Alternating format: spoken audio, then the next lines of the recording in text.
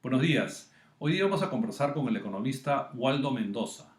Waldo es profesor del Departamento de Economía de la Universidad Católica, ha sido viceministro de Hacienda y también ha sido director del Banco Central de Reserva. Buenos días, Waldo. Gracias por esta conversación conmigo. Encantado, Jaime, de conversar sobre la coyuntura que está interesante desde el punto de vista intelectual, pero preocupante desde el punto de vista del país y del mundo. Mira, la primera pregunta sería, se afirma que el Perú estaba en una buena posición fiscal de cara a la emergencia producto de la pandemia. ¿Tú estás de acuerdo con esta afirmación? ¿El Perú pudo hacer cosas de una manera distinta de cara a afrontar la emergencia? Yo creo que nos hemos distinguido en dos aspectos fundamentales, ¿no?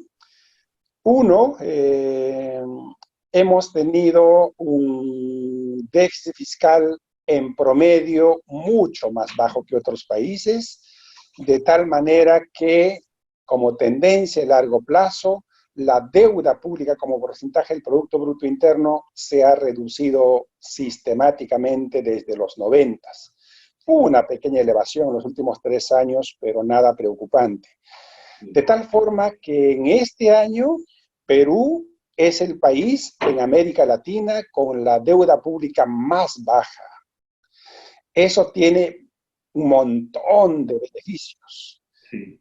Uno, clarísimo, acabamos de emitir deuda, no tengo exactamente la información cuantitativa, pero en esta coyuntura, emitir deuda a una tasa de interés razonable es imposible para otros países, ¿no? Entonces hemos bajado la deuda sistemáticamente, ese es un activo que no se apreciaba hasta ahora y que ahora lo vamos a apreciar, porque cuando salgamos de esto, posiblemente seamos uno de los pocos países en salir, digamos, con la empresa que se llama Perú, más o menos en buenas condiciones, ¿no? Las otras inversiones han sido en infraestructura, en educación, seguro, ex post uno diría, deberíamos haber invertido más en salud, porque ahora con el COVID uno está en el dilema de en qué momento llegaremos al número de infectados tal que provoque 1.000 personas que necesiten cuidados intensivos y no los tengamos, ¿no? Esa es una deuda que tiene este gobierno y todos los anteriores, ¿no? En realidad, nadie está preparado, quizás los coreanos, ¿no? Pero nadie está preparado. Algunos como los chinos tampoco estaban preparados, pero fueron capaces de construir la infraestructura rápidamente, de tal forma que pudieron cobijar a sus enfermos, ¿no? ¿Cuál es tu proyección de crecimiento para la economía peruana en el 2020 y en el 2021, por favor?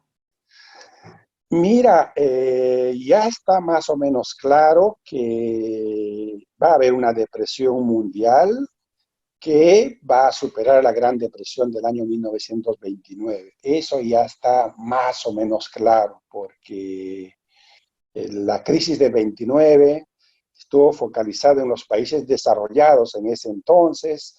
Inglaterra y Estados Unidos no había tanta globalización, por lo tanto la Gran Depresión se sintió básicamente en esos países.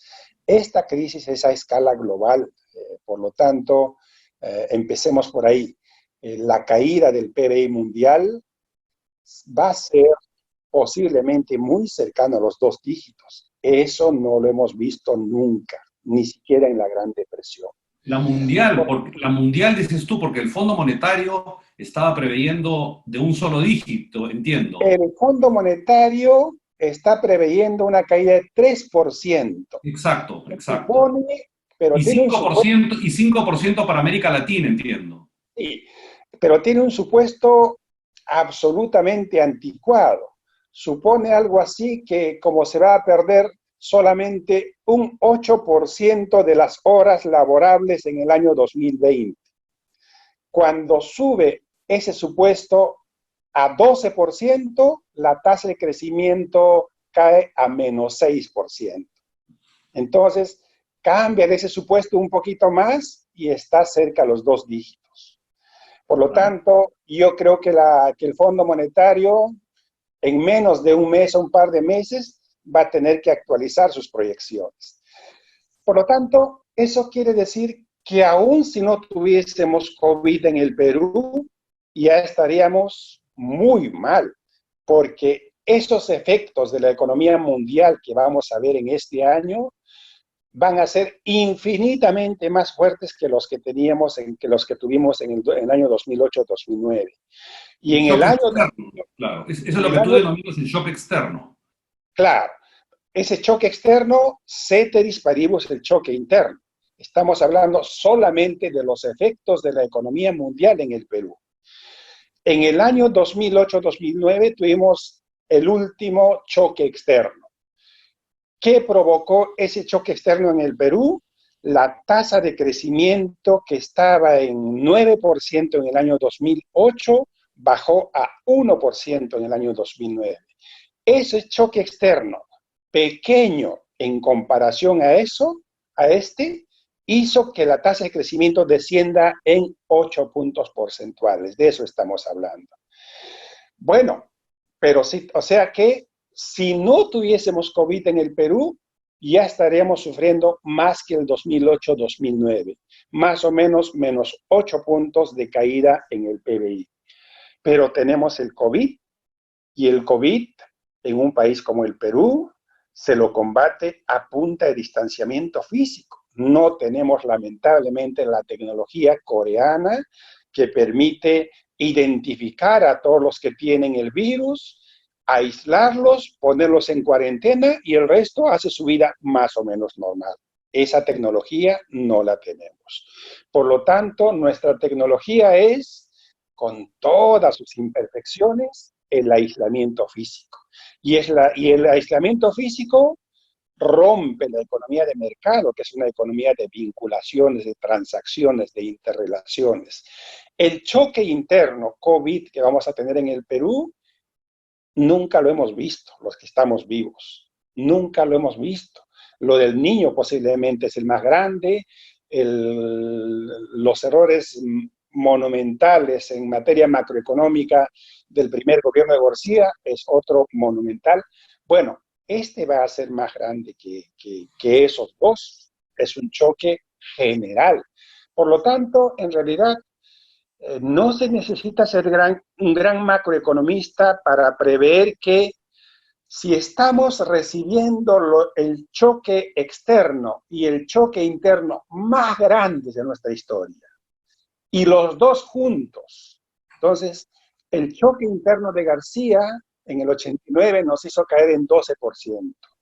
El choque externo del 2008 hizo que la tasa de crecimiento caiga de 9 a 1%, 8%.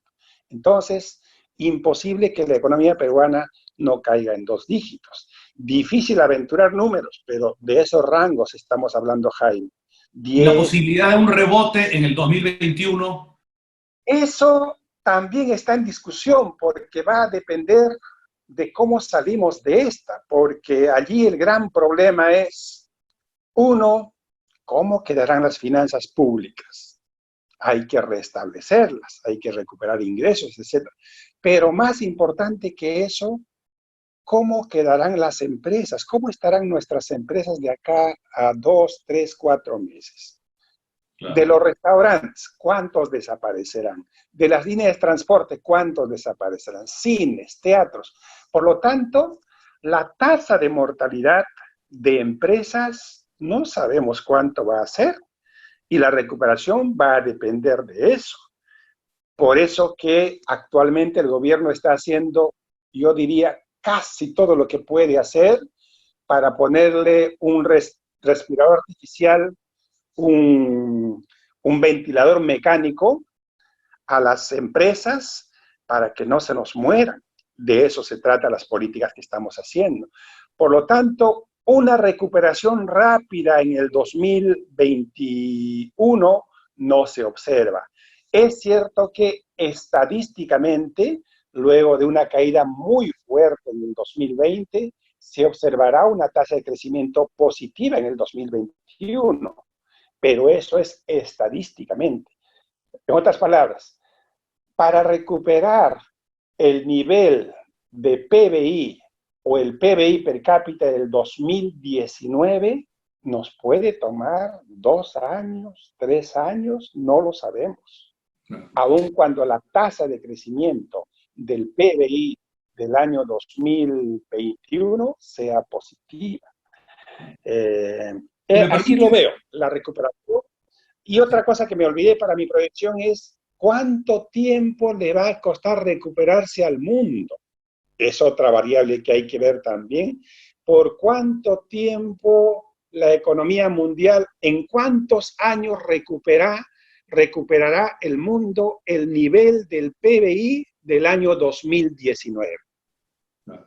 Ese es otro problema. O sea que el mundo no nos va a apoyar en el corto plazo en nuestro crecimiento económico como pasó en el 2008-2009.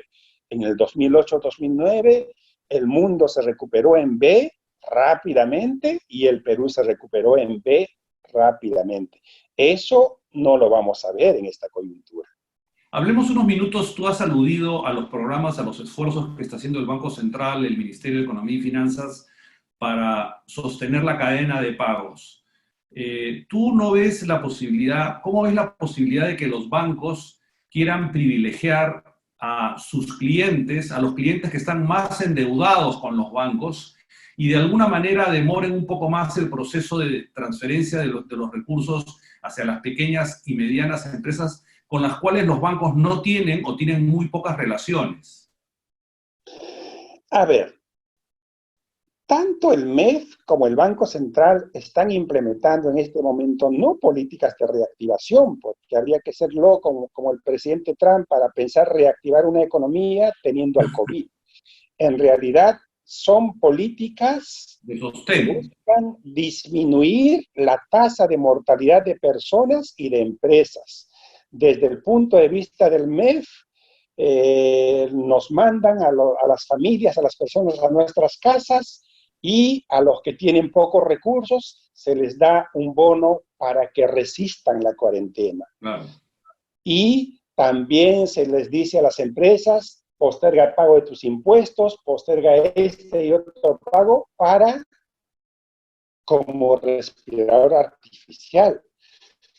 Y desde el punto de vista del Banco Central, la idea es la misma, porque cuando esto pase, sin capital de trabajo han diseñado este mecanismo de Reactiva Perú, que en realidad tiene varios candados para evitar que tu preocupación se confirme. Desde el lado del MEF, las empresas que quieran solicitar un préstamo tienen que estar dispuestas a mostrar sus estados financieros, sus estados tributarios. Desde el punto de vista de los bancos no pueden prestar a empresas que tengan vinculación con ellas. No pueden prestar para cosas distintas que no sean capital de trabajo, y además van a tener que concursar ante las ofertas que haga el Banco Central. El Banco Central les va a prestar a una tasa bajísima, 0.25%, y el concurso consiste en que los bancos van a decir: esta es la mayor tasa de interés activa que voy a cobrar a mis clientes. Y para que los bancos grandes que tienen costos operativos bajos no se lleven toda la oferta del Banco Central, entiendo que la subasta va a ser por tramos, de los que tienen más garantía, que son las pequeñas empresas y seguramente los pequeños bancos, a los que tienen más garantía. En suma, yo creo que el diseño teóricamente está bien hecho, creo que es un buen respirador artificial y esperemos que cumplan con el objetivo fundamental, que en este momento es minimizar la muerte de empresas, minimizar la muerte de personas y procurar que no lleguemos al bendito tope de 800 o 1000 camas que sean necesarias para atender a nuestros enfermos. Claro, claro. ¿Qué crees que debería hacer el Poder Ejecutivo con la ley aprobada por el Congreso para el tema del retiro de los fondos de hasta del 25%, bueno, con ciertos topes de los fondos de los afiliados a las AFPs? Me temo que el gobierno ha perdido la batalla política en eso, ¿no? Hay una opinión mayoritaria que considera que esos fondos deberían usarse. Pero yo creo que hay que invocar a las personas, ¿no? Porque esa plata no es del gobierno ni de las AFPs, es la plata de nosotros, de los jubilados. Entonces nos están diciendo, tu jubilación es como un carrito que valía 1.000. Entonces lo puedes vender a 1.000, pero en este momento el carrito cuesta 400. Te doy la potestad de venderlo a 400. Yo digo, ¿por qué voy a desvalorizar mi activo, mi ahorro?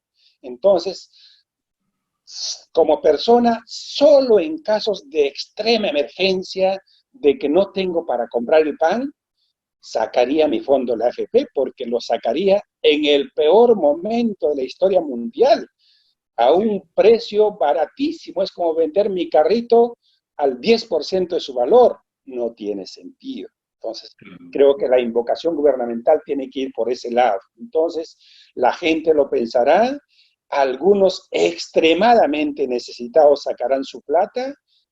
Así lo veo, Jaime. Perfecto. Bueno, Waldo, para ir terminando, ¿qué deberíamos de hacer ahora de cara al mediano y al largo plazo? ¿Qué lecciones podemos aprender de esta situación tan extrema y única que nos ha tocado vivir? Creo que eh, por la coyuntura que hemos pasado, yo diría tres grandes lecciones. Algunas que no son evidentes y una tercera que sí es evidente. Ni el Banco Central ni el Ministerio de Economía y Finanzas estarían haciendo lo que están haciendo hoy si no se hubieran ganado a pulso la reputación y las reservas y los recursos que ahora tienen. Esta política monetaria y esta política fiscal que se está haciendo en el Perú no la pueden hacer así nomás en otros países, porque les puede provocar una gran inflación o simplemente ni siquiera podrían ponerla en marcha. Entonces, cuando pase esto y analicemos, haremos una comparación en América Latina y yo creo que vamos a terminar bien parados. Entonces, las primeras dos lecciones son, en cuanto pase esto, restablezcamos el poderío de nuestra política monetaria, restablezcamos nuestras reservas internacionales, restablezcamos nuestra deuda pública PBI bajita que nos ha permitido conseguir deuda y financiar este COVID-19, y está clarito que el sistema de salud hay que repotenciarlo. Ahora hemos visto las carencias, a pesar, Jaime, que se han hecho esfuerzos extraordinarios. Hace un mes y medio teníamos 100 camas para cuidados intensivos. Ahora tenemos, entiendo, ya como 400, 500. Claro. Y en 3 semanas entiendo que vamos a tener 1.000. Ese es un esfuerzo extraordinario. Pero deberíamos potenciar el Ministerio de Salud, unificarlo posiblemente, porque eso estar juntando al Ministerio de Salud y a Salud, pero de esos temas no sé mucho. Lo único que me queda claro es que estas cosas pueden repetirse y esperemos que no nos encuentren como ahora frágiles, pero felizmente me parece reaccionamos rápido, quizá no a tiempo, pero yo diría que las críticas son, digamos, no a la estrategia general del gobierno. Podríamos discutir pequeñas tácticas, pero en lo sustantivo, distanciamiento social para ganarle la guerra al COVID, financiar ese distanciamiento físico, esa cuarentena, porque no es posible tener cuarentena sin financiamiento. En ese sentido, la estrategia está correcta. Y quizá nos faltan unos tramitos todavía para doblar esta bendita curva. Lo peor que podríamos hacer es intentar volver a la normalidad y como los epidemiólogos nos han enseñado, eso nos puede costar carísimo. Un poquito de esfuerzo más, yo sé que es complicadísimo para muchas personas, es casi de vida o muerte, pero digamos nos estamos jugando la última guerra para quebrar al COVID, creo que un par de semanitas más y lo habríamos conseguido. Perfecto. Bueno, Waldo, ha sido un gusto conversar contigo en estas circunstancias tan extraordinarias y espero tener ocasión de volver a conversar contigo más adelante. Encantado, Jaime. Espero que nuestra conversación haya servido como ilustración para las personas no necesariamente economistas que necesitan entender estos temas complejos. Muy claro. Muchas gracias. Un fuerte abrazo. Gracias a ti.